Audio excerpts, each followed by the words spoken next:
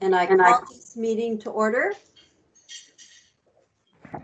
The first agenda item is to consider the minutes of the last meeting. Are there any changes, additions to the minutes of the last meeting?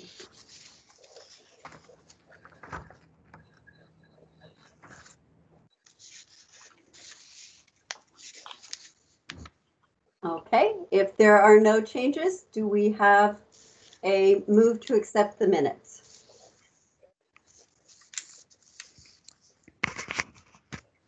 I move approval. This is Tim. I second. All in favor? Aye. Aye. Oh, I probably shouldn't do the. Any opposed? If you don't mind, go through the roll call. You want to go through the roll call? Yes, please. Fayez? Aye. Scott? Approve. Tom? Aye. Elise? Aye. Tim? Approve. Aye. Okay, that was it was quiet, but that was definitely an aye. It was. Sorry, I'll talk about it. No, it's fine. Okay, I think that is Brian. Aye. Thank you. Justin? Present. Awesome. Okay. I don't see Terry or Caitlin. Okay. The minutes are approved. And the next thing on our agenda is follow-up items from previous meetings. Sean? Thanks, Kate. There's a couple follow-up items. On the letter that was submitted to TriMet, that letter was actually presented at the recent CAC meeting, the Citizens Advisory Committee meeting on the Southwest Corridor project. And they read both the letter from the TTAC and the TCAC. And it got a lot of the CAC members excited, asking, what are we going to do about allowing more TOD or encouraging more TOD? Got an email the following day from TriMet saying that they would like to come and present to the TCAC next month. I told them I would be talking with the chair and the vice chair and setting next month's agenda, and we would see if we could make time for them. So the letter got some good attention. So that's good work all around. Excellent. The second item to follow up on was in regards to the housing alongside the senior center project. There was a question about whether NHA would be providing services, resident services, as part of their project, and whether that provision of services would be memorialized in the either the development agreement or the lease. And so they are planning on providing those services. That's part of what they do. However, the thought is that this development agreement is about providing affordable housing for a long time, for 99 years, in fact. And it has to be maintained as affordable housing. NHA doesn't know exactly how the needs of the residents will change over time and what kind of services they would need. So while they're planning to provide those services, we don't think it be part of the DDA necessarily, and that hasn't been the common practice in the past. So if there's a follow-up to that, we do have NHA coming on in the next agenda item to talk about, to update you on the project.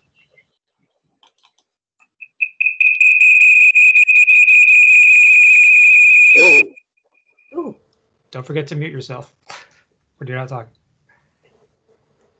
So any follow-up to the follow-up?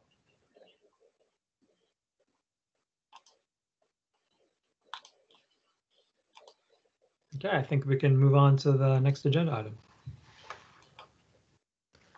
And so that'll be on the Housing Alongside the Senior Center project. We have two representatives from NHA here with us tonight.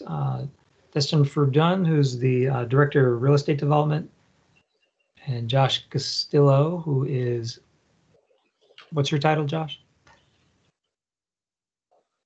Housing developer. Housing developer, great. So there was recently some good news in the project. I'll let Destin take it from there. Yes, thank you, John. We got really good news a couple weeks ago. We are recommended for funding from Washington County. And so next steps are in, oh, correct me if I'm wrong, Josh, end of September, early October to go to Metro Council for their approvals of the project. There shouldn't be any reason that we wouldn't get through Metro Council. It looks like we're one of the guiding lights on fulfilling Metro bond requirements with the project. So we're super excited to get that go ahead and are ramping things up right now. So just kind of walk people through. I'm not totally sure what people are familiar with on the project and not familiar with. So I've got some slides I can show very briefly, and then we can open up to questions and or clarifications if that works. So let's see if I can share my screen, if I've got that right. So of course, talking about the senior housing alongside the Tigard Senior Center. And this is an example of one of our projects. This is the Wilsonville senior housing alongside their senior center that was completed a while back. So just an example of kind of the quality and the architecture that is pretty common for NHA projects. What we're proposing and or zooming in on is to provide a new senior housing building alongside the senior center. We've moved it into a position that had the least disturbance to the parking and also as far away from the neighborhood as we possibly could position it. What it does do is it creates a nice little courtyard between the senior center and the housing for activities to take place on. At this end of the building on the bottom floor, we'll have significant community spaces which will adjunct and work with in synergy with the Tigard Senior Center. So kind of the positioning. And of course, you're all familiar with the downtown Tigard location, public library being nearby, and of course, City Hall. This is the current site plan, and I've turned it so it's on the same orientation as the last slide. Again, you can see that the entry is largely the same, and you come in towards the new housing building. And again, community spaces are on the bottom floor on this edge here. We'll be working on the plaza and its detailing as we move forward into the project more. Right now, we're talking about, let's see, we've got 48 stalls in an existing parking lot, and we're looking at 76 total stalls. But we've got several locations where we can add additional ones, additional parking locations as well. We're looking at a 58-unit building, with one of those being a manager's unit on the project. And 23 of those will have project-based rental assistance. We believe. We're still waiting for clarification in a letter from Washington County to make sure that that is true.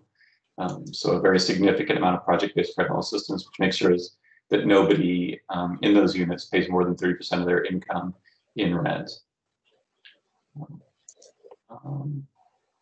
It looks like it stopped letting me move forward. Let's see if I can get back here. Close it out. Back up again once. Sorry about that.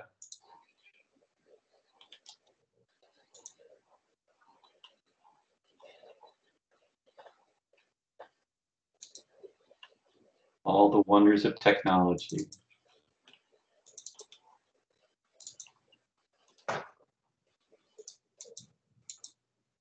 So this is a rendering of the building. In order to stay away from bully wage rates, which would have significantly increased the cost of the building, we're actually stepping the building down as the building goes down the hillside. Some of you may be familiar with, there's a pretty good slope in here on the project. Again, that's part of the reason that the building ended up in this position, was it wasn't a good parking area because of the slope. It does provide some opportunities for possibly a rooftop views out on the project. And again, here you can see large glass areas on the bottom floor that will open out onto the public areas and be shared. And this is an elevation, a concept elevation of the project that we're looking at. The current status of the project is that we have just finished concept design and we'll move into schematic design. Typically that takes about 3 to 4 months. And then the design development phase where we get into the details of the materiality and kind of the systems design of the project. And then move into construction document phase, which is about another 6 to 8 months, and then permitting. So we're probably about 12 to 14 months away from getting under construction. We'll do lots and lots of outreach. We've been doing lots of outreach on the project. We'll do lots of outreach continuing. We've got an advisory committee, of which some of you, I think, believe are members of, which will be reconvening for, again, ratifying what we've done to date and then moving forward with schematic design. So that's very brief. Is that the right timetable, or should I continue talking about details? I think we could leave it open for questions.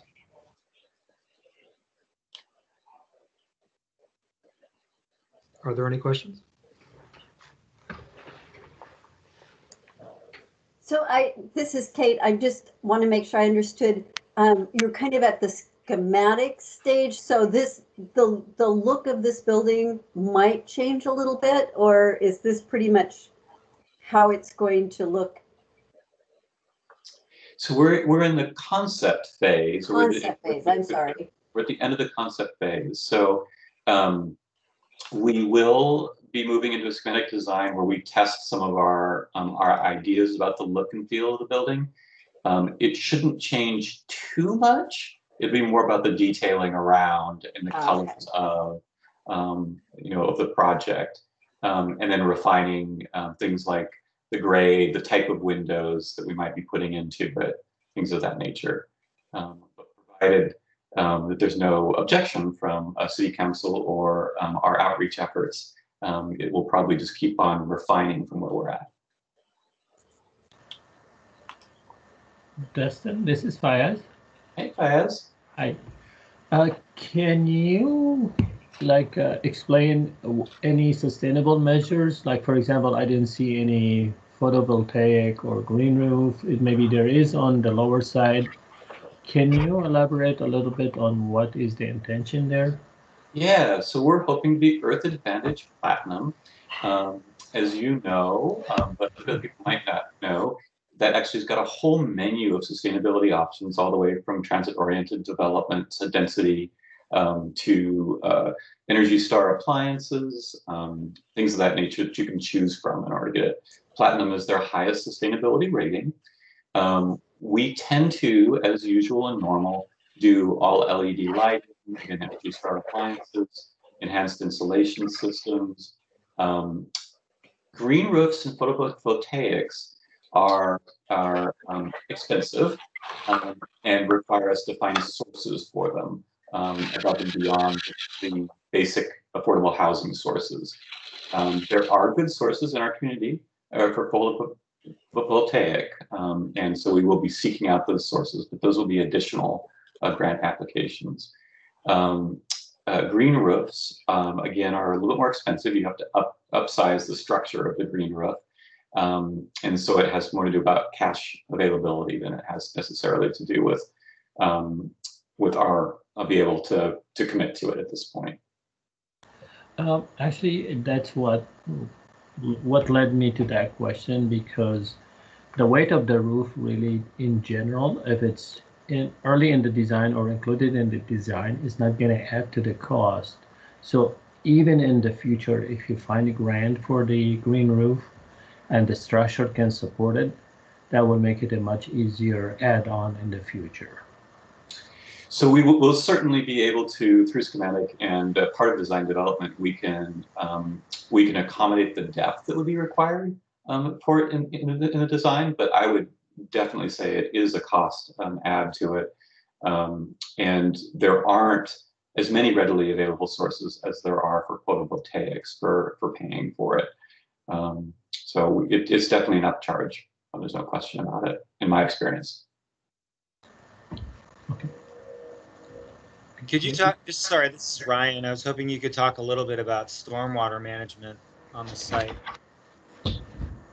Yeah, it's tough. We're obviously trying to maximize the number of parking spaces in order to respond to neighborhood concerns, and the maximizing of the parking spaces removes a lot of the site area that we would otherwise use for swales.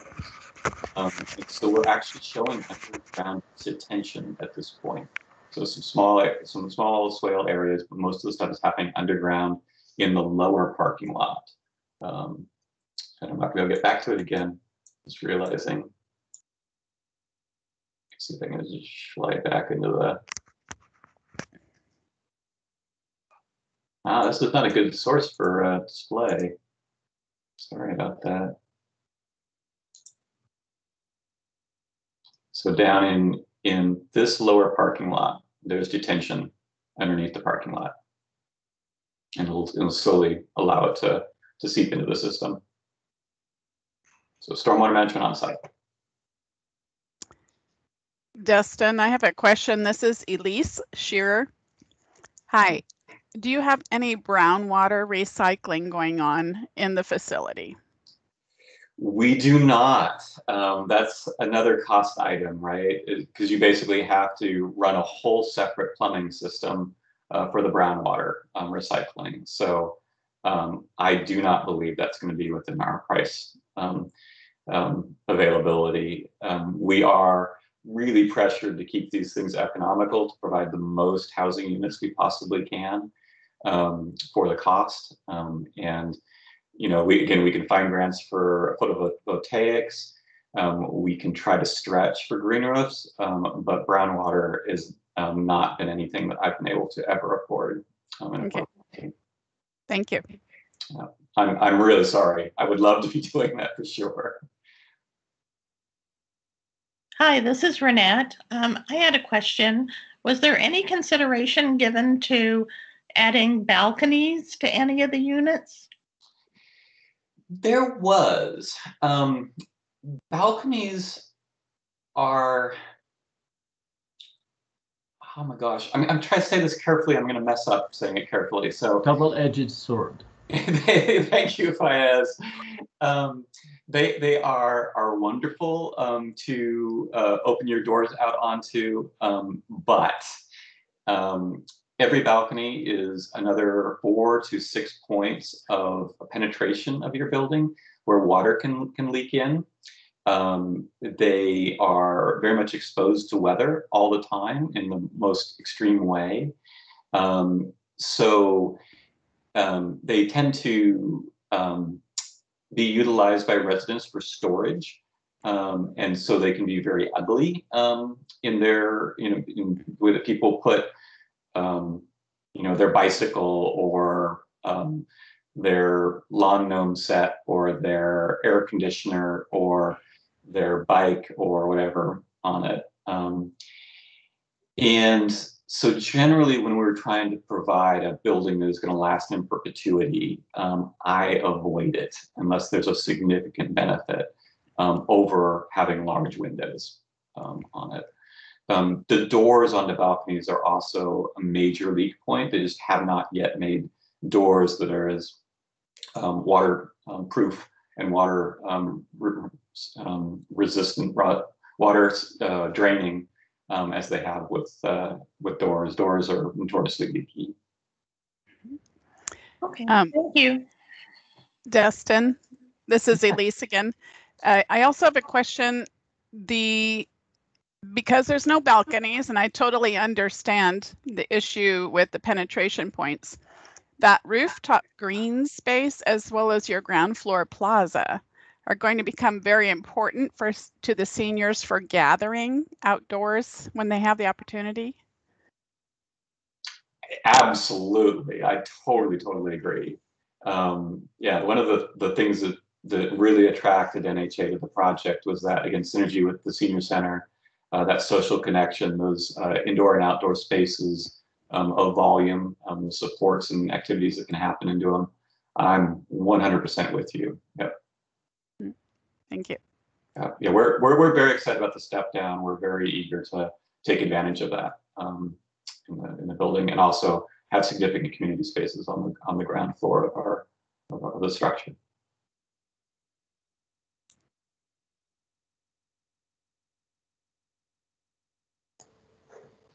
So we're just about out of time for this agenda item. There might be time for one more question if there's another one out there.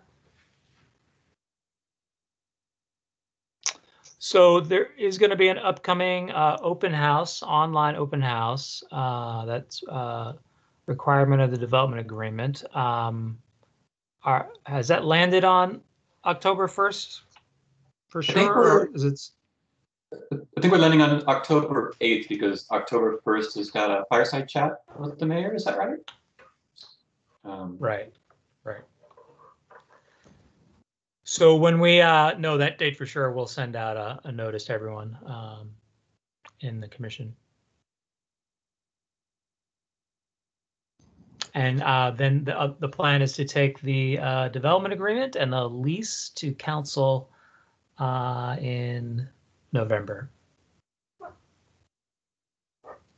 Excellent. Yeah, we're super excited. Thank you all. Yeah. No, this is wonderful. Thanks, Dustin. Okay, if there's no other questions, thanks so much for your time. We appreciate the update, and we'll look forward to seeing you on October 8th. Great. Thank you so much. Really appreciate it. Bye. Okay, I think the next topic on our agenda is the Triangle Natural Resources and a little chat about hydrology.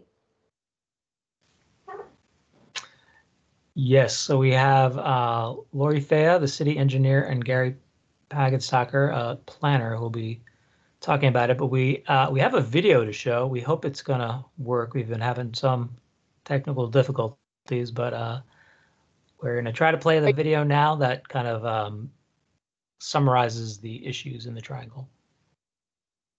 Thank you, Sean.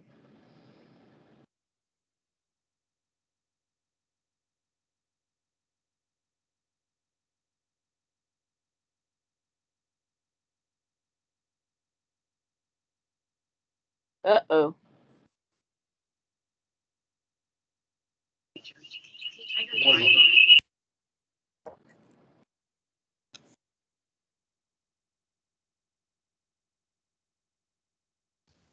Yeah, Joe, we're not getting the sound.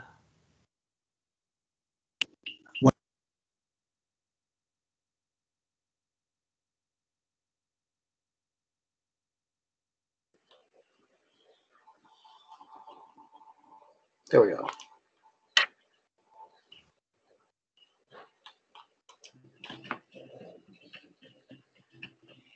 We are standing on the edge of Red Rock Creek.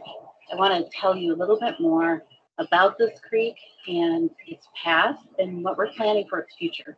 The Tigard Triangle is an area that's defined by I-5, 217, and Highway 99. And it's also an urban redevelopment area.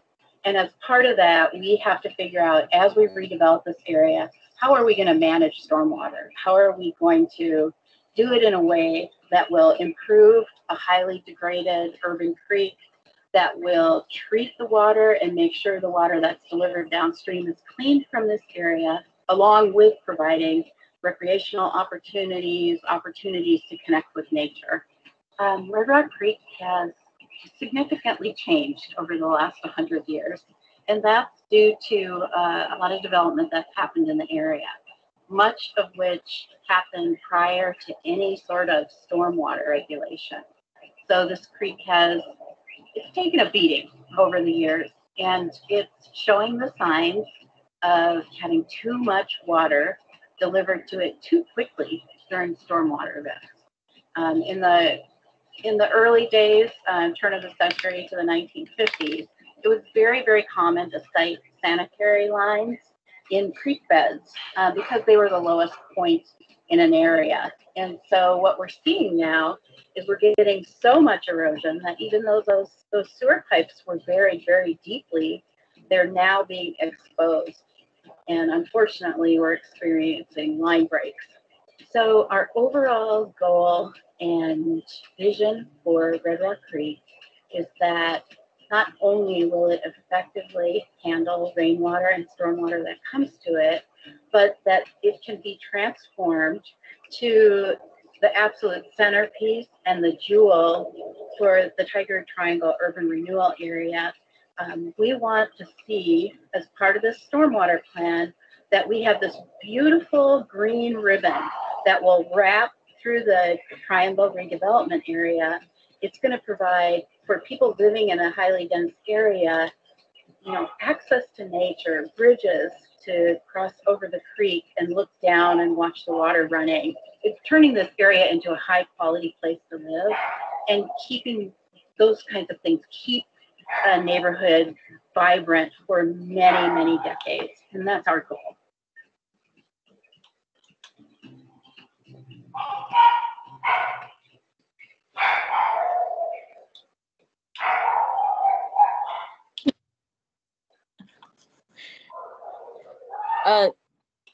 Thank you, Joe, for showing the video. This is Lori Faya. I'm the city engineer, and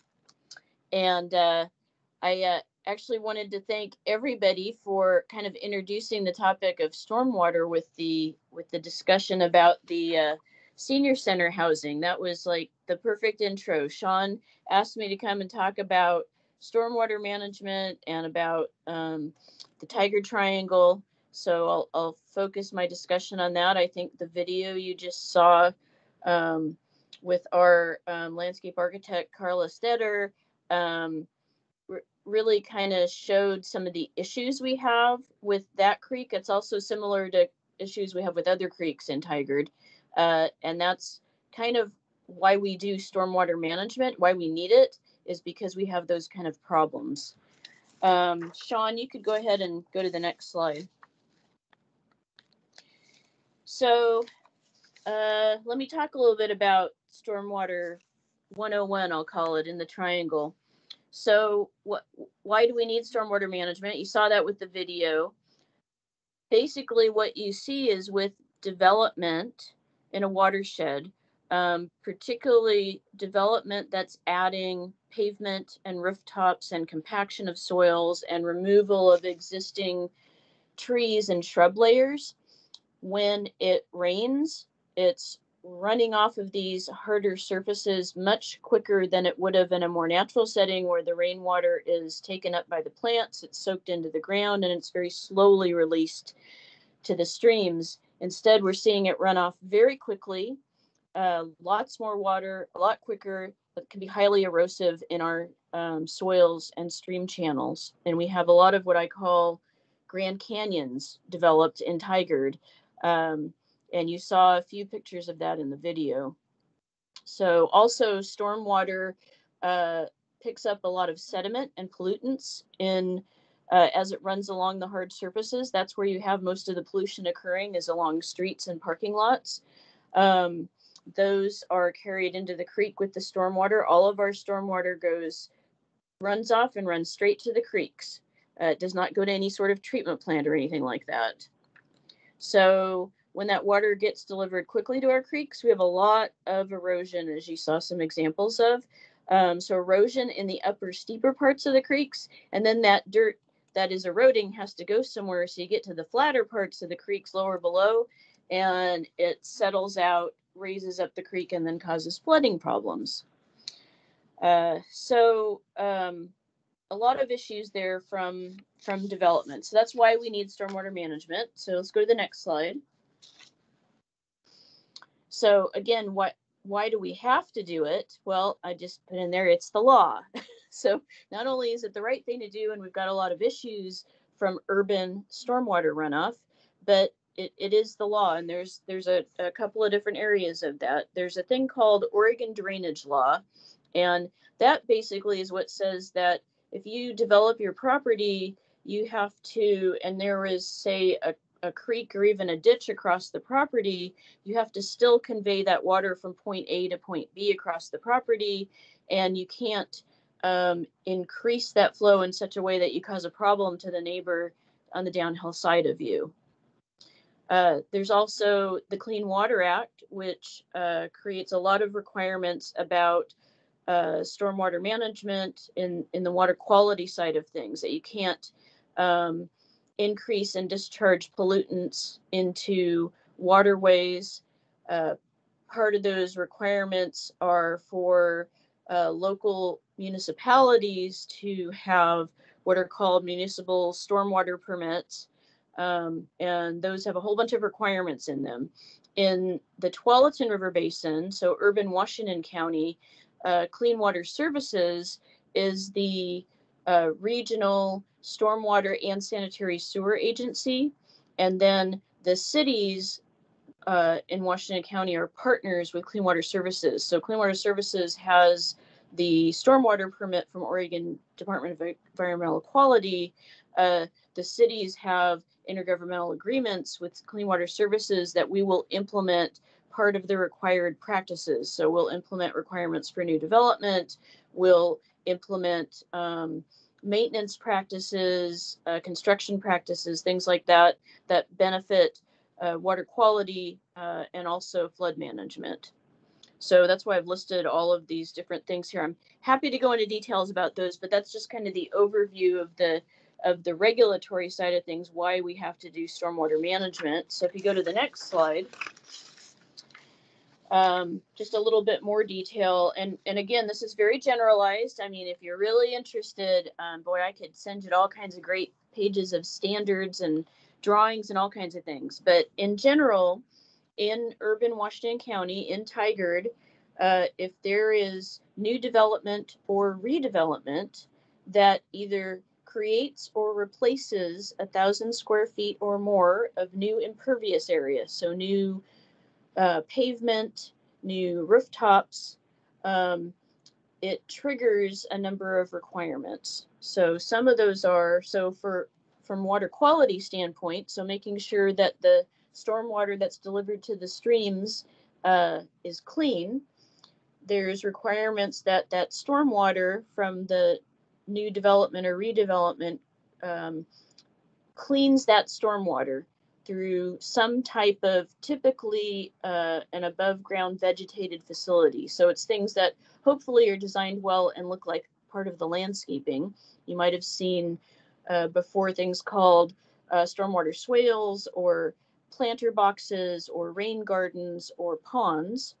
And those are for stormwater management. Those are for water quality. A pond also can be for detention, water quantity management, for flood control. I'll just, in some cases, underground filters are also allowed, but those are the second choice because above ground vegetated facilities actually work better than the underground filters. They provide more benefits. And they're cheaper to maintain over the long run. I'll mention also, you saw in the last presentation for the senior housing facility, the potential of a green roof. That got me all excited because that is another type of stormwater management measure. And a green roof is kind of a water quality measure, kind of a water quantity measure. What it does is it effectively removes impervious area. So it's as if that part of the rooftop doesn't exist from a stormwater management standpoint. So it reduces the need for holding back, detaining, cleaning stormwater from that area. So yes, they may be a little more expensive to build, but you might be able to reduce your stormwater management requirements on the rest of the site if you build a green roof. I'll also throw out that they provide HVAC benefits too. It's like extra insulation. Things like porous pavement do the same type of thing. Special pavements where the water can filter through them instead of run off. That's also a type of measure that can be done to reduce the requirements for water quality and quantity management. So then I'll move to water quantity. That's for two purposes. So one is flood control. So again, not shoving water downstream so quickly that you flood out somebody below you. Water quantity management is also done for erosion control. There's this big long word called hydromodification, which means the impacts of water running quickly through streams. And so if you remember from the video, those eroded stream channels, that's the impacts of hydromodification from stormwater. The way you reduce those impacts is to detain that water temporarily and slowly meter it out to the stream or to the storm drainage system. And finally, there's just conveyance that development is required to make sure that the pipes that are built, the ditches that are built, have adequate size to carry the stormwater from large storm events and not flood. So we can go to the next slide. This is something that relates directly to the Tigard triangle, because there's a vision in the triangle that we want to encourage denser urban mixed development. And we also potentially have light rail that would go straight through the triangle. All of those types of development under current stormwater standards also require a lot of space for these stormwater facilities to hold back and detain and cleanse water. And so that takes up developable land. So there's been a desire to see if there's an alternative approach to stormwater management for the Tigard Triangle. Can we look to something similar to, say, what we're doing in River Terrace, where there's these great big regional and I will say, from my standpoint, beautiful community amenities that have been built to handle stormwater management from a large area. So you put it in one spot instead of spread across the landscape in multiple spots. Is there something like that we can do in the Tigard Triangle, where there's a more regional approach to stormwater management? Development can pay towards that regional approach and use up less land for stormwater. So that is something that's allowed by Clean Water Services standards, but you have to meet a bunch of criteria. You have to have an approved, what they call a sub-basin strategy. So that requires a whole regional, a very technical regional study. You have to prove that this alternative methodology would manage the stormwater properly to meet all the regulations and properly protect the stream, both from a water quality and quantity standpoint. Like I said, CWS has to approve it. You may also have to get federal agencies to approve it. So if you're doing something along a stream channel or in a wetland or something like that, Corps of Engineers, National Marine Fisheries Service, Division of State Lands, all those types of folks can get involved, and you have to meet their requirements as well. There are currently only 2 locations in Washington County that have approved sub-basin strategies. One is North Bethany, which is kind of the area by PCC Rock Creek. And the other is River Terrace in Tigard, where we have an approved sub-basin strategy. And we're working with the developer, and they're building very large stormwater detention ponds and water quality facilities that are being built as amenities to the community and are kind of consolidating the stormwater management into a few locations. So, and then we have planning for this sort of sub-basin strategy approach underway for Red Rock Creek through the triangle. So if you go to the next slide, there's a photo that shows, so the red is the Red Rock Creek watershed. So Red Rock Creek, you can see the blue line on the slide. The upper reaches of the watershed are actually up in Portland. There's about a third of the watershed that we don't have any control over. And that's, if you think of those steep slopes coming down from PCC Sylvania, water is rushing off of all that developed area into this creek. And so a lot of the erosion that's happening is not only because of development that's occurred in Tigard, but also development that's occurred in Portland. So we have to figure out, are there things we can do that are within our control and within our jurisdiction? So you can anyway see the creek coming down from Portland, from PCC Sylvania, from the east. The creek kind of heads southwest to go through kind of the northern edges of the triangle, crosses under Highway 217, and makes its way to meeting Fano Creek, kind of back behind the library. So that's the area we're talking about for this sub-basin strategy. And if you go to the next slide, Sean, I've got a couple of pages. There's a lot of words here, but I think these are really important.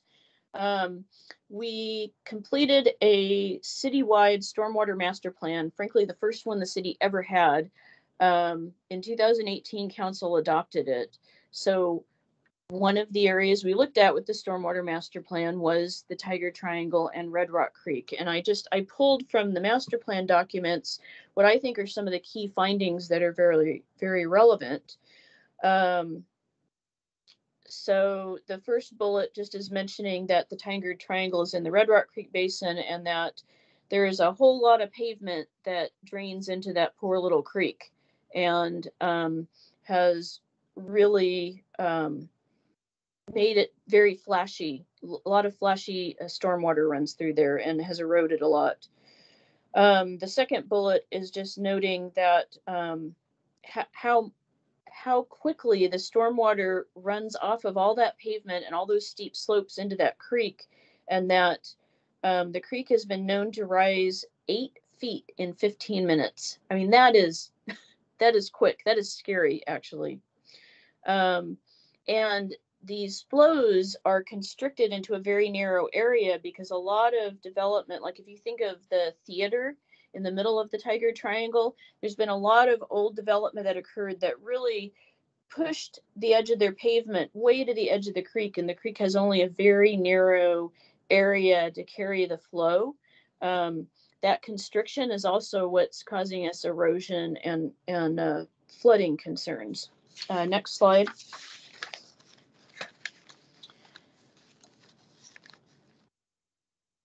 Next slide, Sean.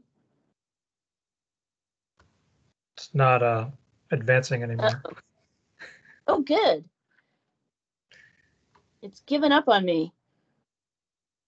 Well, while he tries to figure that out, I'll just keep talking about some of the findings. So some of the other findings were, you saw in the video about the sanitary sewer lines that have been exposed in Red Rock Creek. So not only has the sewer line been exposed, it is actually broken and sewage has discharged into that creek multiple times, and our crews have had to quickly respond and fix these breaks, and they've kind of done these temporary repairs and fixes over the years. It has broken from what we determined in the last decade 6 different times. That is not good, having sanitary sewage lines breaking in the creek. I mentioned also something like this, that stormwater runoff carries a lot of pollutants to the creek. That includes metals, nutrients like phosphorus, and bacteria.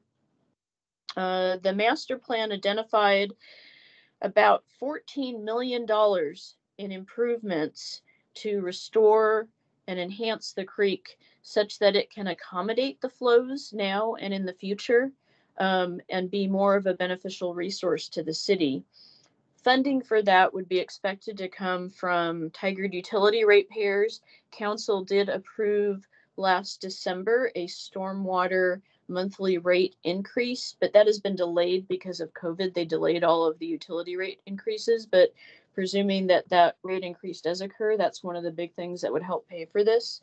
Also, development fees would help pay for it. So if we get a sub-basin strategy approved by Clean Water Services, we could charge developers a fee that would help pay for the stream improvements in lieu of them building some of the detention on their development sites.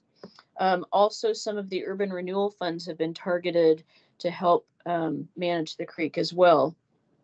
And it's important to note that when the urban renewal district was being formed and there was a survey conducted of Tigard residents, restoring Red Rock Creek in the Triangle actually came out #1 in terms of a whole list of things that potentially that money could be spent on.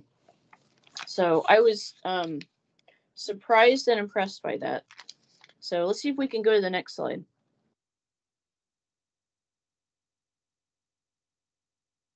Or not. Froze again. Teams can be glitchy on this stuff. I will just keep talking. So we are conducting, as I said, a study of Red Rock Creek that would be end up being this sub-basin strategy that Clean Water Services could approve. Clean Water Services is actually conducting this study with us, so I'm assuming that means that they'll approve this study when it's done. So we're a little more than midway through that. There's a lot of technical work by people called like fluvial geomorphologists who really know about how streams function, who are trying to figure out what can we do to the creek to help it be, in some terms, reinforced to be able to handle all the flow, but still be a natural creek that the natural resource agencies will still be comfortable with. There's fish in our creeks. There's fish in Red Rock Creek. Fano Creek, which is drains into, hosts juvenile steelhead almost every year that seek refuge in the creek. These creeks have cutthroat trout in them. They have little fish called sculpin. They have lamprey eels. There are an amazing amount of native fishery in our degraded urban streams that we need to help protect and improve the habitat for. So we're in the midst of a technical analysis and modeling. Well, a consultant is doing that work to refine what are the needs that were identified. The needs were identified at a very general level in the city's master plan. We're now doing work to refine that further. We'll need to get Clean Water Services approval. As I noted, the hope is that we would be able to reduce the amount of developable land needed for stormwater detention ponds, and that instead development would be able to pay a regional stormwater management fee towards this stream enhancement work. They still will likely have to do water quality facilities on their sites, so like those swales or rain gardens, but they wouldn't have to build the great big detention ponds. And we're trying to do this work to complete it in time for Southwest Corridor design work, so that presuming the funding measure passes in November and presuming a light rail project moves forward, that multiple developable parcels wouldn't be taken up for stormwater detention ponds. And instead, TriMet could pay for this stream restoration work instead. So next couple slides, if we can hopefully see them. Yay! These just show some pictures of what this stream enhancement might look like. So on the left, you can see kind of the degraded canyon that is Red Rock Creek, and on the right, you can see a conceptual view of what might happen to the creek, where we might raise it up and then have these kind of rock or even wood kind of beaver dam approaches to slowing down the flow as it heads downstream. And then the next one shows, so that's kind of the upper reaches of the creek we saw with those first pictures. So that's the steeper part. This second set of pictures show what it might look like for the lower stretches of the creek, say down by Costco and Walmart, or even further on the other side of the south side of Highway 217, where right now it's this area that's full of sediment and reed canary grass because all of that eroded sediment from upstream deposited down here and is filled in wetlands, causing some flooding problems across Dartmouth, things like that. So we would carve some of that out and restore these to more natural creek and wetland complexes. And then to the last slide. So what's next? We want to complete the analysis and the plan, review it with regulators, share it with stakeholders in the triangle, adopt the plan, both the city and Clean Water Services, adopt a rate structure that goes along with that so we can charge development for this in lieu of their current requirements for stormwater management. And we need to create the development standards that go along with that. The projects in the creek would have to be built on an agreed upon timeline with Clean Water Services, because you can't allow new development to occur and not and just let the pollutants and the flow go into the creek and like, oh yeah, we're going to build the creek projects, 5-10 years from now. We can't do that. We have to have the creek work going on concurrently with development. And then we want to coordinate this. I think you saw a little bit in the video about the vision to have the creek greenway restored, not only for its stormwater management purposes, also for natural resources, but also as something that the public in Tigard can enjoy. So the hope is to be able to have a trail system that runs along the creek as well. And we want to coordinate with that planning. And that's why Gary is here to talk a little bit more about that project. But first, I'll ask if there's any questions.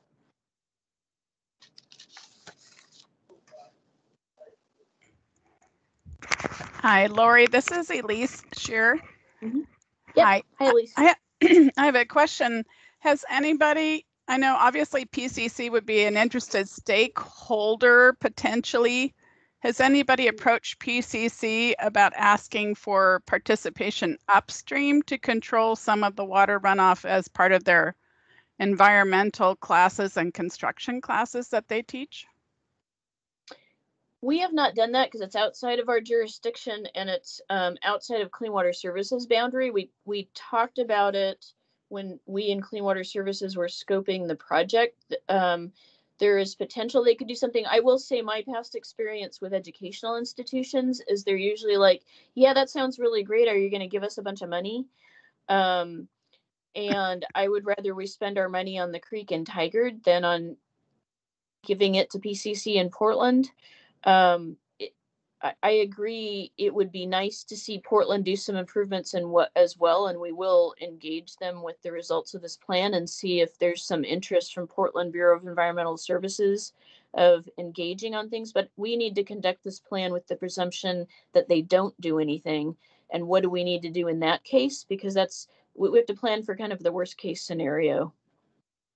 Thank you. I was just hoping for potential internships or something that students could participate in, or, obviously PCC won't be able to contribute money themselves, but yeah. Clean Water Services does hire interns every year. They actually have a very substantial intern program. So yes, this could be something that could involve interns. Clean Water Services also has a really strong partnership with PCC Rock Creek with their horticultural program.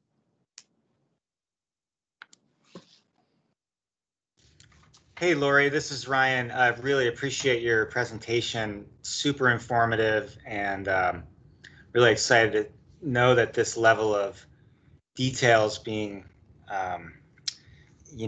put into this effort. And I think Red Rock Creek is one of the most heavily and brutally impacted urban streams I've ever seen. And so I'm really excited to watch this move forward. My question was about you mentioned the concern about removing developable land from the triangle generally to make room for stormwater facilities. But I'm hoping maybe you could shed a little bit of light on what sort of riparian width maybe is being considered conceptually for the corridor, the Red Rock Creek corridor as a whole. Understanding that we want to bring people to it, but also that some of those functions that creeks provide require, more space. But what I was hearing was a concern about removing space from the developable lands inventory for stormwater. But at the same time, it seems like a meaningful public facility, like a park, a linear park along the creek, is also really important. So how do you all think about the sort of that question of corridor width? Yes, so that's a great question. So the idea here would be in the process of restoring the creek, you're creating that improved and wider riparian corridor. Obviously, that's also a conversation with the adjacent property owners, but the analysis to date has shown that the restoration need for the creek, for the stormwater management purposes, for the flow management so it's not so erosive, for having a more stable stream cross-section, typically would require what's currently within, well, it's called the vegetated corridor. So Clean Water Services already requires a buffer along each side of streams and along the edges of wetlands that's typically 50 feet wide. If you're on steeper slopes, it can be wider than that. So if you think of the edge of the creek channel and then another 50 feet beyond that on each side, we should be able to do, in most cases, the restoration work within kind of that area. We may need to see some additional width to then add further buffer protection to what we've built. Plus, we want to have a trail be able to follow through that. And you can't have that just like right next to the creek. You have to have some space, a vegetated space between the creek and the trail. So I would say I don't have an exact answer yet, but if you go down to the theater now and look at how narrow that poor creek is in there, it will have to be wider than that, definitely. I think you could presume that there would be widening of the riparian corridor in areas like that, yes. Great, thanks for bringing the vegetated corridor question into that, and the trail too, because I know that the commission's been really interested in the trail, for sure. So yeah, keeping in mind that that's got to be accommodated too is super helpful. Thanks. Mm-hmm. Would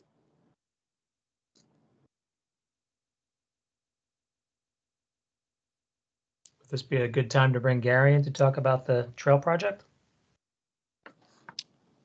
I'm here. Lori, are you done? I am done. You go for it, Gary. Nicely done. Hello, commission members, and Sean, thank you for the opportunity here to talk about the Red Rock Creek Trail project. And so one thing about it is it's going to have to work closely with the improvements that Lori laid out. So as much as I'd like to sort of build it all next year, there's lots of work to be done, and it will be implemented in phases. But to back up for a minute, we do have a planning grant, an alignment study funded by Metro through their Regional Flexible Funds program. The grant hasn't kicked off yet. It's been bogged down a little bit with COVID, so kickoff date is probably early next year instead of this fall, which we were expecting. The alignment study is designed to both involve as a substantial engagement component the 25 or so property owners in the drainage where the trails would be expected to go. And if you remember the exhibit showing the watershed from I-5 or the city boundary at 65th down to the confluence with Fannel Creek. Yes, thank you. That is the about 2-mile length of what would be the Red Rock Creek Trail. The trail is significant in terms of our transportation planning because it's not only considered a recreational trail, but an active transportation way as well. And it's going to be, serving major contributor to the open space and recreation for future residents here, but also as a transportation corridor, it connects significantly the Fannel Creek Regional Trail at the bottom end of the drainage with the Lake Oswego Tigard Regional Trail at the southern point of the triangle and the northern point of the triangle with the Portland Southwest Trail System, trail number 5 in particular, just north of Pacific Highway at the interchange with I-5 at 64th. So imagine that regional connectivity this trail provides, just great completion of our network in the city. But there are barriers to overcome, and this exhibit shows some of those barriers. The two most significant ones at the bottom of the image, you see the railroad line demarking the watershed in this case in red. And to get over that railroad and the new Wall Street, a bridge will be required. Then further up, Highway 217, also a barrier that a bridge will need to cross.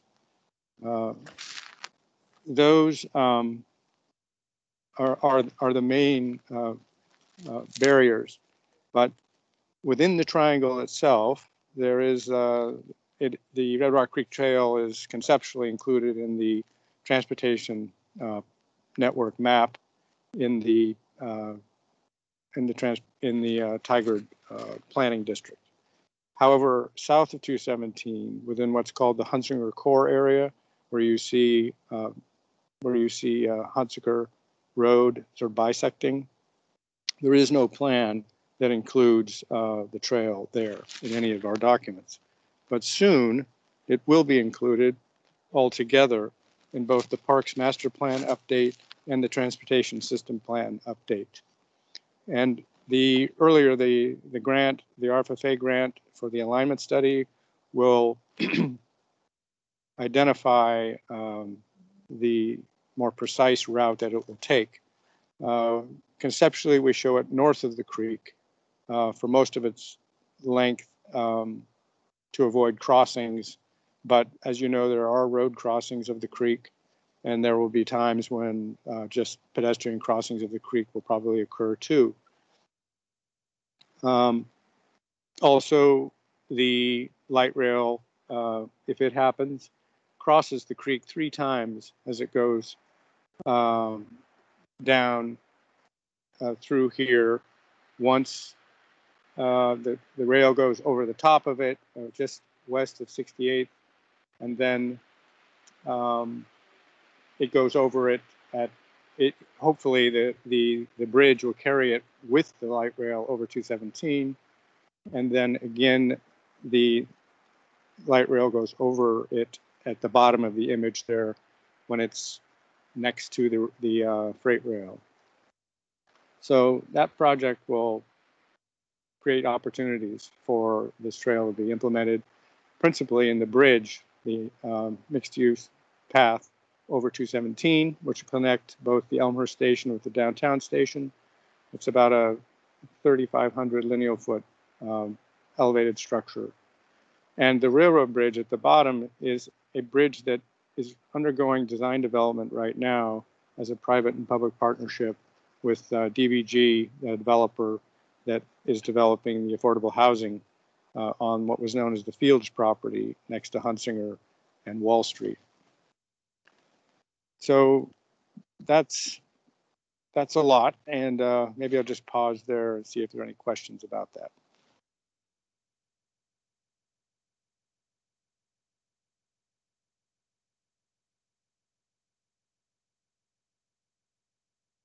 everybody there still? We're here. Okay. We just have a couple more minutes left for this item. Is there any final thoughts? Gary, this is Elise. I just want to tell you I'm very excited about this because I have been rooting for a Tigard Triangle Trail system for quite a while, and I'm hoping that this will provide a great place for all those new incoming residents to use for recreation as well as transportation. I'm excited, very excited. Thank you. Great. I hope to share good news along the way then. We'll definitely have you back for an update. Okay, great. Thank you. Thank you so much, Gary. Thank you.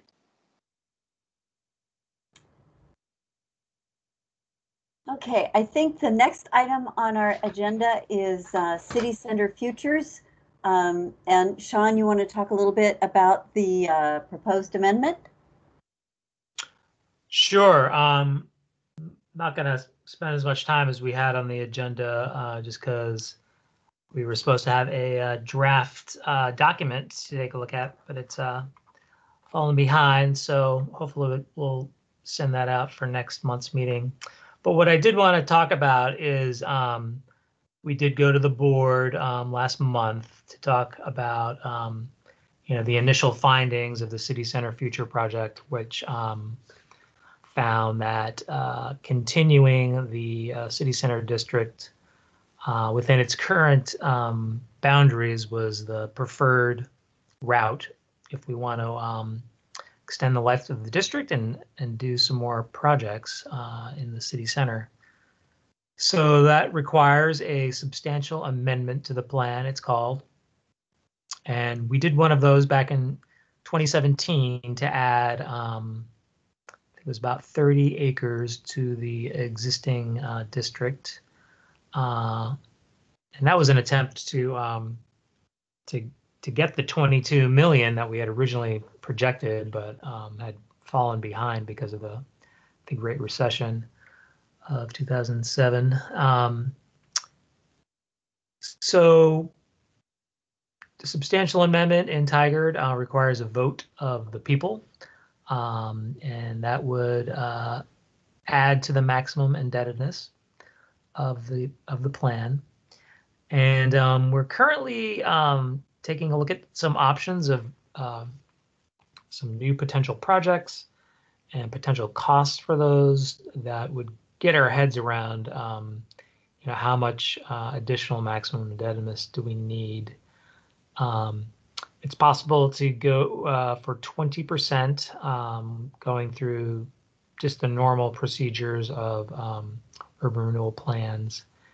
In this case, that would equal about 6.6 million, because there's an inflation factor from when the maximum indebtedness was originally calculated. Or if we want to go for more than that, then there's some extra hurdles to get through, and that would entail basically the taxing jurisdictions who are impacted by TIF. They do lose some property tax income for the life of the district. They get the amount that is in the frozen base, but they're not getting that increase every year. So we would have to get them to buy off on that. So we're probably going to have a plan here on how much to go for in the next 2 to 3 weeks. In the meantime, we've hired, well, not hired, we're out for proposals for consultants who specialize in amending urban renewal plans. There's a whole series of financial analyses and legal requirements that have to be met. So we should have them on board by the end of the month. And we are looking at the TCAC as our primary citizen involvement. So I think our October and November meetings are going to focus on this. We might even need an extra meeting in there. We'll have to see what else we have to cover in our meetings. So yeah, we are shooting for the May election, which is a very tight timeline. There's a number of things that are legally required to do. We have to go to our well, the board and the city's council, as well as the planning commission, and they have to adopt things in time for things to be put onto the ballot. There's a whole ballot title writing timeline, and then the time where people can get their pro and anti arguments into the voter's guide. So it's a pretty, an aggressive schedule, and we will keep you updated and very involved in the process. Certainly in October and November and December, we'll be spending a lot of time on that. Are there any questions?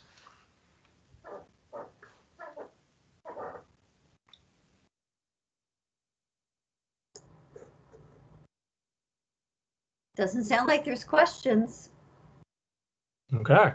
Right. So we'll be talking about this multiple times over the next few months. Yes. I think once we know more of what's on the proposal, I'm sure we'll have a lot more questions. So next on the agenda, Sean, is project updates. Yes. Let me bring it up here on the screen.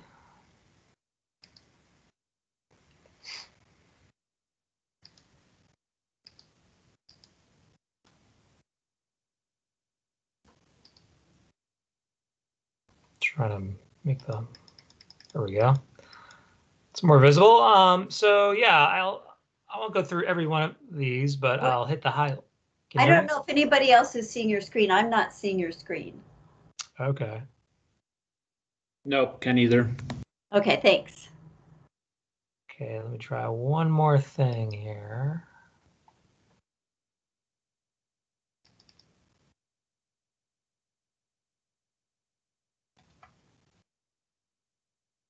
How about now?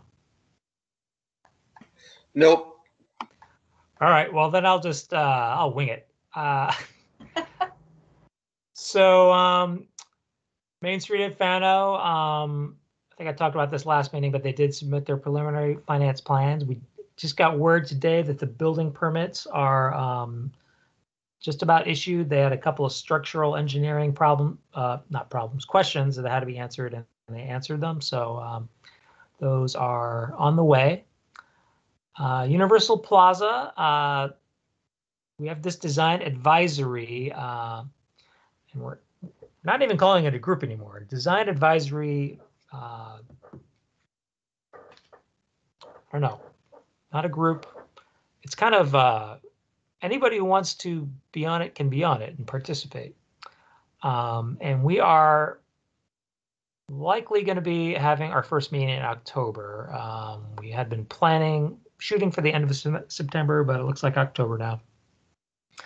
And there's going to be probably a series of 3 of these meetings where we open up the plaza to let people poke around and see what's there, and respond to some questions, and then follow up with a kind of a Zoom type meeting where we drill down on issues. So we are hoping on getting that plaza at least partially open to the public in the next, well, probably the first weekend of October. And there will be, we are planning for that temporary art installation, and we should have electricity to the site by then, and we'll be having some projections on the neighboring walls, and we do have a lawn that is coming in quite nicely, and soon we'll have some seating out there as well. So, with the whole COVID uncertainty, it's a shame we can't just throw open the doors and let people explore it, but there will be some limited access to the site in the very near future. And we will be doing a presentation to the board on October 13th. We have an hour, so we'll covering a lot of material. Main Street, Green Street, we did get a little more information. Apparently, the conceptual design is almost ready to go out for community input. They're going to be mailing notices to property and business owners, and they'll be putting the concept plan onto the website. I'll have the project managers come to this commission's meeting either in October or November, and we can discuss it here. It looks like they're managing not to lose too many parking spaces by basically having angle parking on both sides of the street. So that'll be a change, but I think it'll be pretty welcome change, and we'll see if we can attract more investment north of the tracks as we've seen south of the tracks. Senior Center we've covered. Moving on to the Triangle, Red Rock Creek Commons lease up has started. They should be having their first tenants move in October, and I'll also be finding out if there's going to be any kind of a ribbon cutting or anything, or if COVID is not going to allow that kind of activity to happen. And then construction I don't think it had started for the last meeting, but construction has started on the overland. They're moving dirt around. And affordable housing, the Viewfinder project, I included a press release in your packet, is also under construction. That's going to be 91 units. That'll be a welcome addition. And there are a couple more, I think as I've mentioned before, a couple more affordable housing projects potentially in the Triangle. They're in the early stages, but the two providers are getting pretty serious about doing concept plans and figuring out what can fit on their sites. Are there any questions?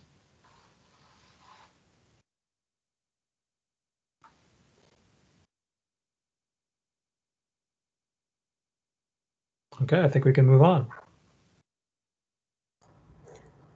Then, Sean, I think the next item, you're going to talk a little bit about TCAC and elections.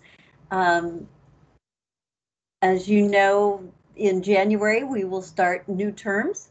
So we want to talk a little bit about the elections themselves and some proposals on how we might approach it for this year and get your feedback.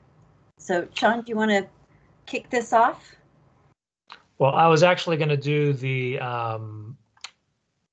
political campaigning for. Oh, I'm sorry. TCAC. You're right. I'm talking. Those agenda items were too close. I thought I was talking about elections. So my bad. My bad. Go ahead. My bad for making those agenda items too similar.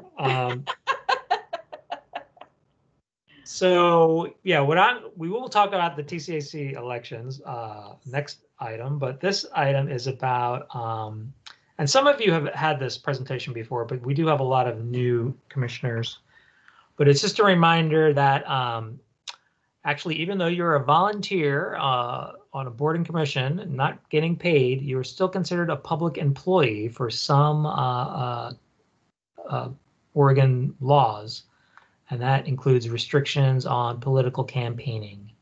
So again, the main point to remember here is, as an individual, you have every right to participate any way you see fit, as do paid staff.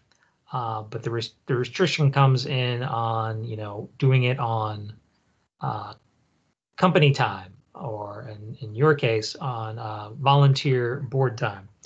So basically the activities you can't do, which would be for your purposes during committee meetings, is a list of all these things here, basically advocating for anything that's on the ballot. So in the upcoming ballot, there is this big transportation bond that would include the Southwest Corridor funding. As individuals, free to endorse, work for those measures or oppose them as the case may be. But during commission time, we can't take a stand on those. We can't. You can't, as the TCAC, vote in support of the measure. City council is different because they are elected. There's different rules for them. They can take official positions on different ballot measures, but as volunteer board members, you can't do that as part of your board and commission duties.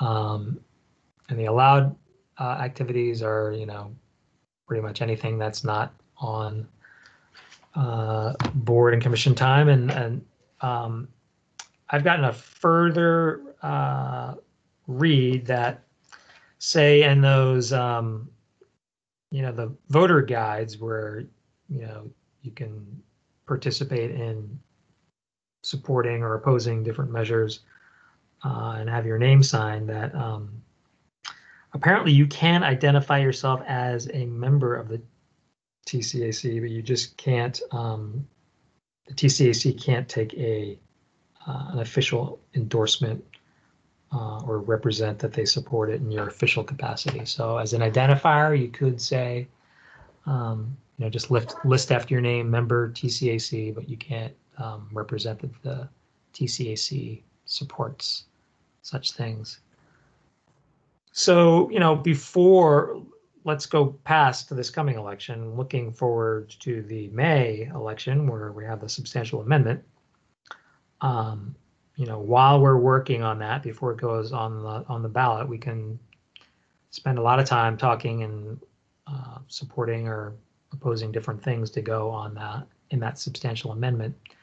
But once it's on the ballot, we can only really provide factual information. We'll talk about factual information when we're conducting commission business. So it is a little confusing. Some of you might be surprised to hear that you are considered a public employee, even though you just volunteer a couple hours a month. But there are these Oregon state requirements. So are there any questions? It's a little bit confusing. I would encourage you to read through it. And if you have any questions, you can always follow up with me.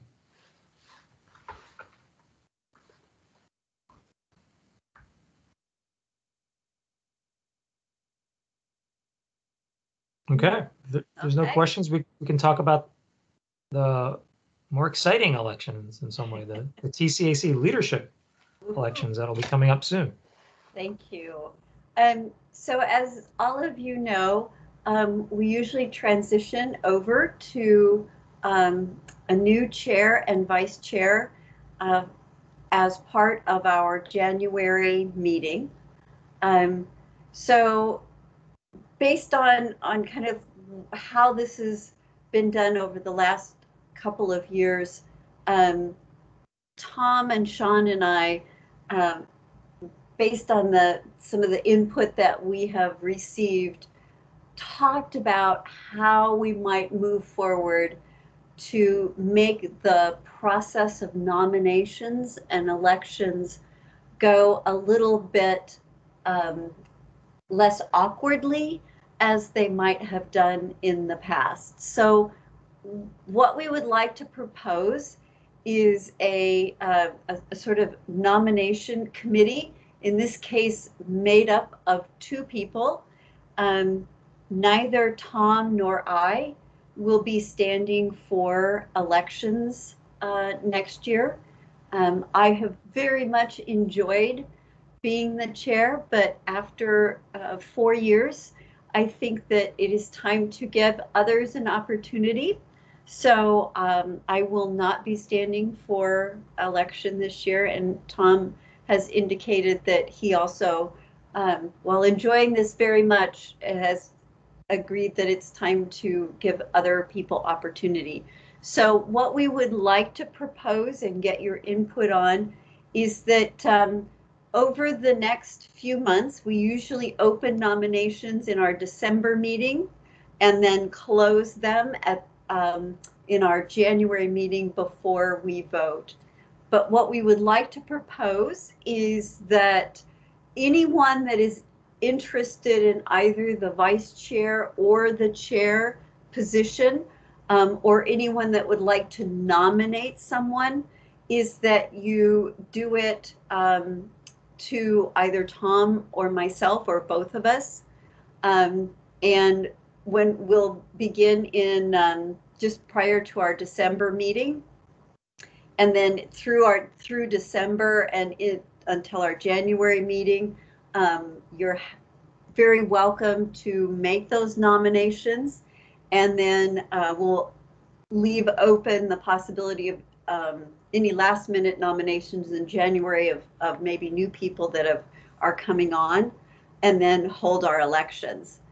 What we would also like to offer is that if any of you are interested but you're not sure about what kind of a commitment that it takes, or what the chair or the vice chair actually does, we would be happy to have a virtual chat and take you through what our responsibilities are. I'll just share with you from my perspective as chair. I obviously run the monthly meetings.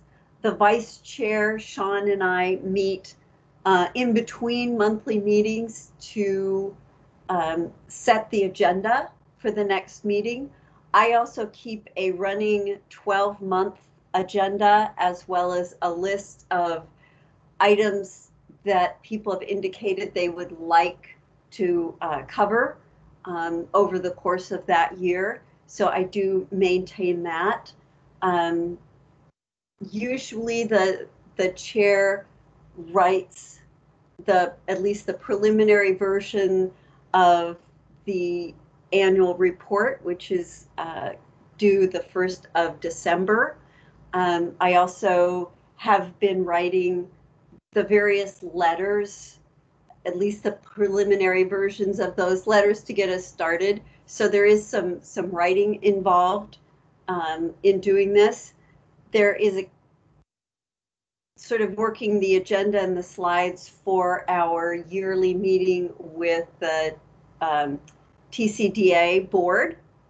And I also often will go to any of the city council meetings or work sessions of the board where there are issues being discussed that come from the TCAC.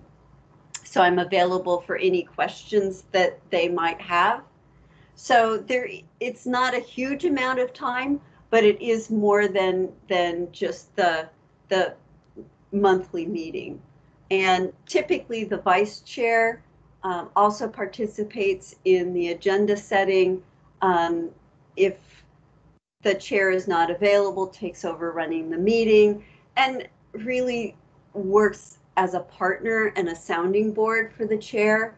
It's really helpful to have another person in our meetings, kind of making sure that everyone is getting recognized and we don't miss anybody's input, and also as a help, kind of a first set of eyes on some of the writing. So those are some of the activities that we participate in. So that gives you kind of an overview of what the leadership is all about. But I would like to get your feedback on the idea of having a nominating committee that could take nominations either from people that are interested or from someone that wants to nominate another person. So I will open it up for your input and your discussion. This is Scott. I think that sounds great. And thank you for your service the last 4 years. Thank you.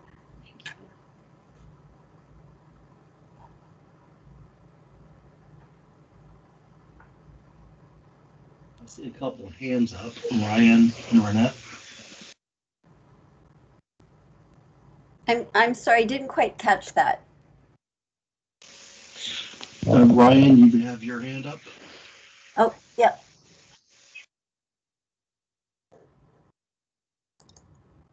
Ryan? I did not have my hand up. Sorry. Oh. Technology, sorry. So I'm going to assume if there's no feedback that you're happy to proceed with the idea of a nominating committee.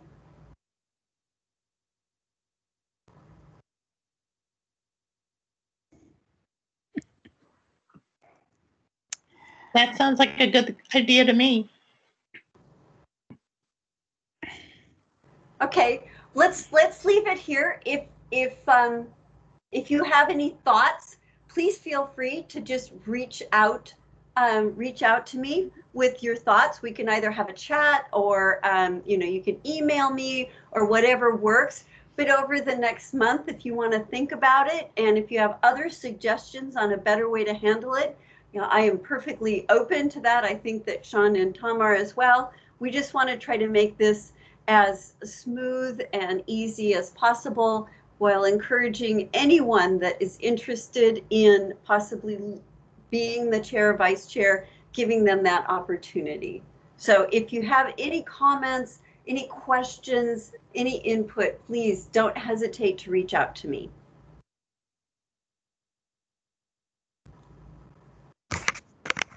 Thank you, Kate and Tom. Thanks. So the next thing on our list is liaison reports. Does anyone have a liaison report that they would like to share with us? We did have the Southwest Quarter meeting. I was out of town and was supposed to dial in. So that didn't work very well. But you all received from Joe a detailed email showing the attachments in the presentation that was given by the Southwest Quarter Committee. So was there anybody else who was there?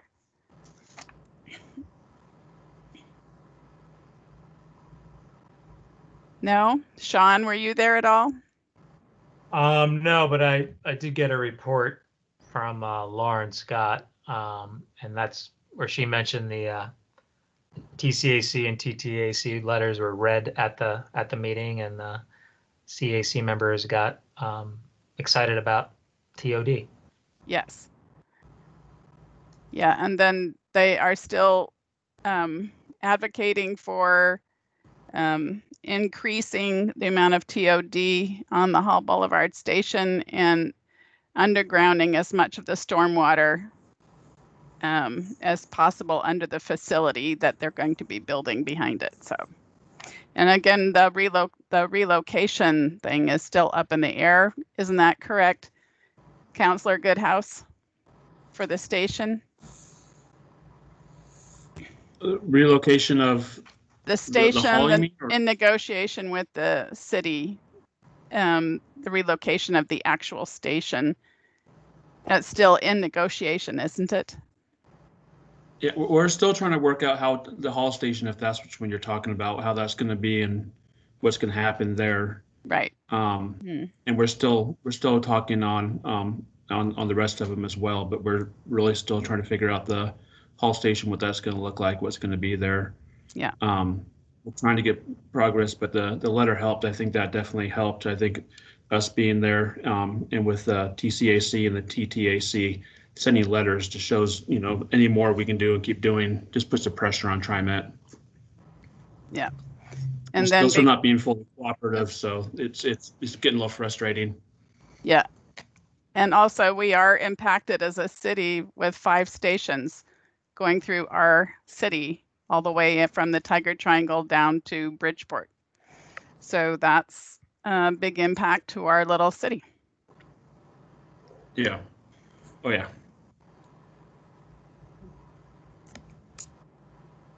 Any update on parks or TCAC?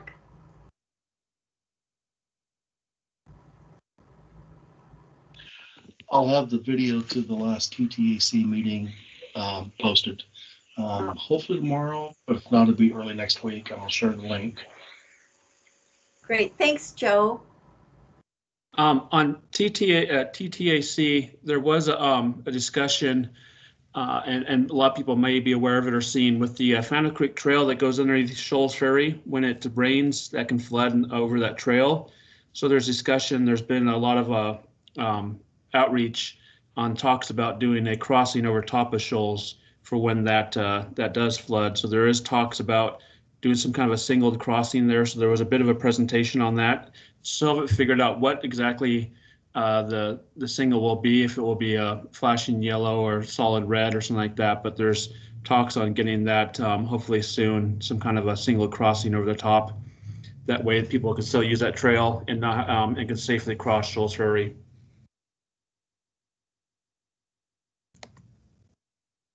Thanks, Councillor Goodhouse. Any other liaison reports or non-agenda items that you would like to bring up at this time?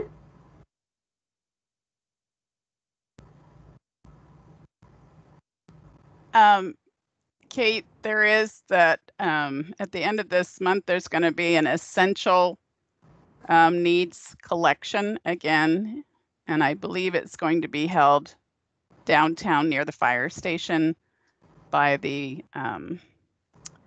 water building. Oh, okay. Like they did last time. I think it's September 21st. I'm not sure of the exact date. It was published in the Tigard mailed paper that goes to every household. And then there's also food boxes still being handed out at St. Anthony's to anybody who is in need. Anybody, even if it's Southwest Portland, they can go to St. Anthony's. We're handing out something like 1,200 per week right now. Oh. So Mondays and Thursdays. Thank you. Mm-hmm. And that's a federal grant program that we're part of. So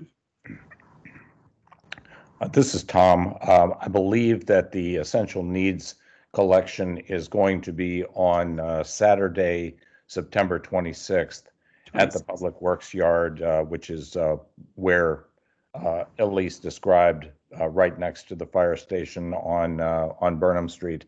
I forget the hours, but last time it pretty well covered most of the business day, as I recall. There's been an announcement of it on Facebook. I'm sure there's information about it on the city website as well. Mm-hmm. We need more supplies.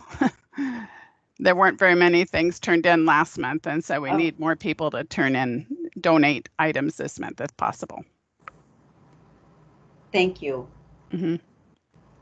Sean, I believe you said that TriMet had expressed an interest in coming to our October meeting to talk about to respond to the letter. That's right.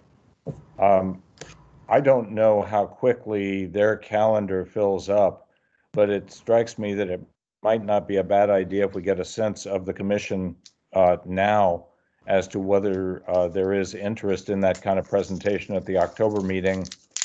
And Kate, if you could shed any light on whether it looks like we would have room on the October meeting for, I'm assuming we should probably allow a half an hour for that kind of seance. Yes.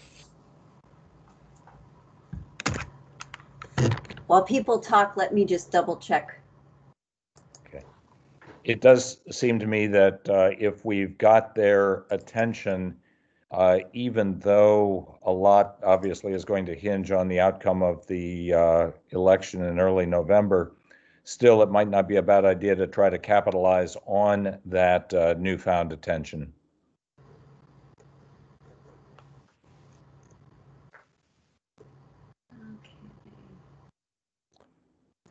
So right now on the October agenda, the two items that we have is talk about third quarter achievements And as Sean indicated, we'll be talking about the changes to city center future and the amendment.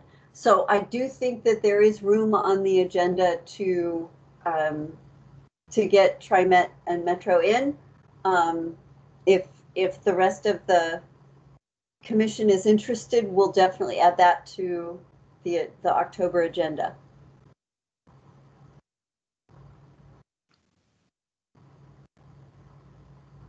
Yeah, I think we'll limit them to a half hour just to have them tighten their presentation. And okay.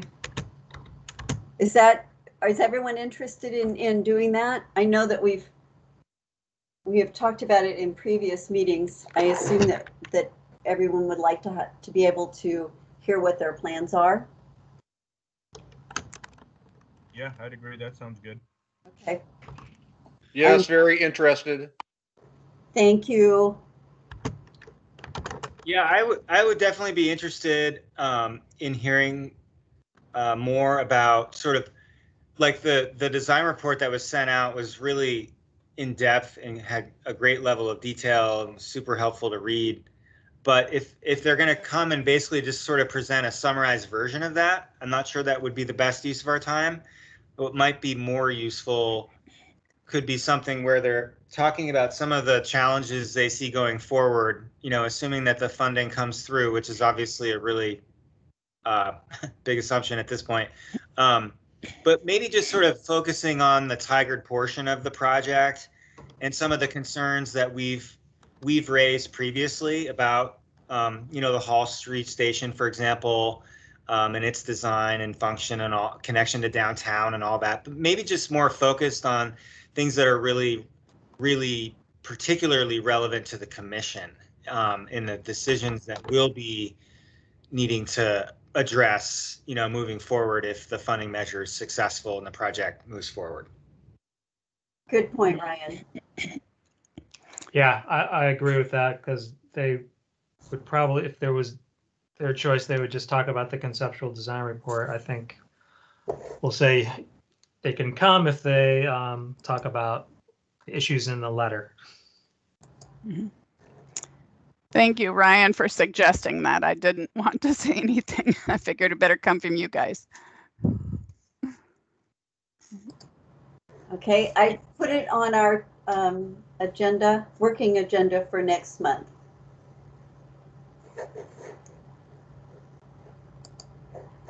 Any other non-agenda items? Councilor Goodhouse, do you have your hand up? Yes, I was going to just make a comment that with downtown, it looks like this year for Trick or Treat Main Street, there might be a change to that. So I think the TDA and the chamber are working on what that will look like. So even though this group doesn't really have much involvement in that, it might be it's just worth noting that there might be a different way they're doing it. They might be looking at some kind of a bag handout where cars come through and maybe do somewhere find some spot downtown Tigard to do that. But I think with the with COVID and social distancing and people being comfort levels, there's going to be a change. They're not going to be going from business to business, but they're going to try to figure out what other way they're going to do it. And most likely, if maybe a lot of people not going door to door, there may be more people coming down that way. So that's still in the works. So I thought I'd give a quick update on that, because a lot of people have been asking council about what's going on with that. Thank you.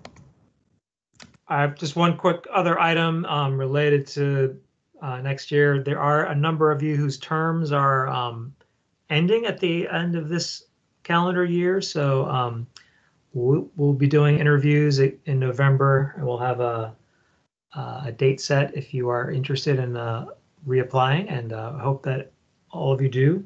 I think including the alternates and ex officio members, there is 8 people whose terms are ending on December 31st. So start thinking about if you want to apply for another term and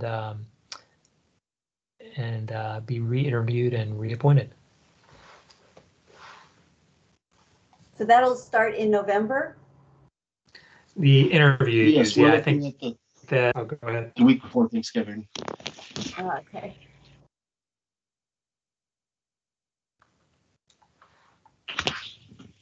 Any other items?